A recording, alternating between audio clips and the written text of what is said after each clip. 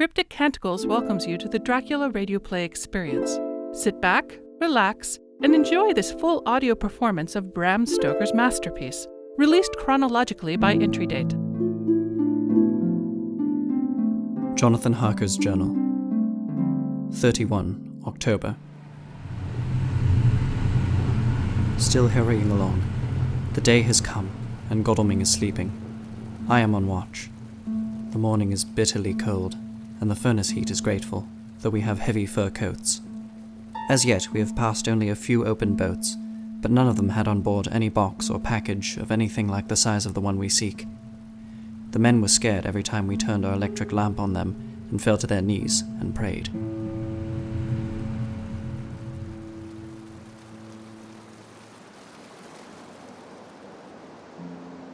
Mina Harker's Journal, 31 October. Arrived at Versity at noon. The professor tells me that this morning at dawn he could hardly hypnotize me at all, and that all I could say was, dark and quiet. He is of now buying a carriage and horses. He says that he will later on try to buy additional horses, so that we may be able to change them on the way. We have something more than 70 miles before us. The country is lovely, and most interesting. If only we were under different conditions, how delightful it would be to see it all. If Jonathan and I were driving through it alone, what a pleasure it would be. To stop and see people, and learn something of their life, and to fill our minds and memories with all the color and picturesqueness of the whole wild, beautiful country and the quaint people. But, alas. Later, Dr. Van Helsing has returned. He has got the carriage and horses. We are to have some dinner, and to start in an hour. The landlady is putting us up a huge basket of provisions. It seems enough for a company of soldiers.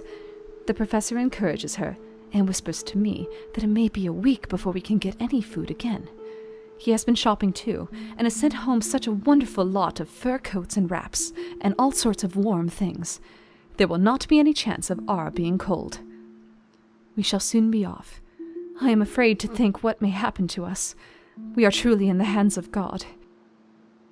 He alone knows what may be, and I pray him, with all the strength of my sad and humble soul, that he will watch over my beloved husband.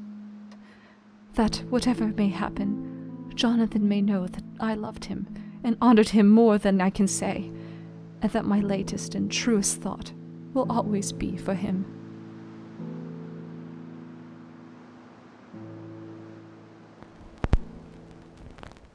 You have been listening to Bram Stoker's Dracula, the radio play, as presented by the Cryptic Canticles. Stay tuned for our next episode at crypticcanticles.com.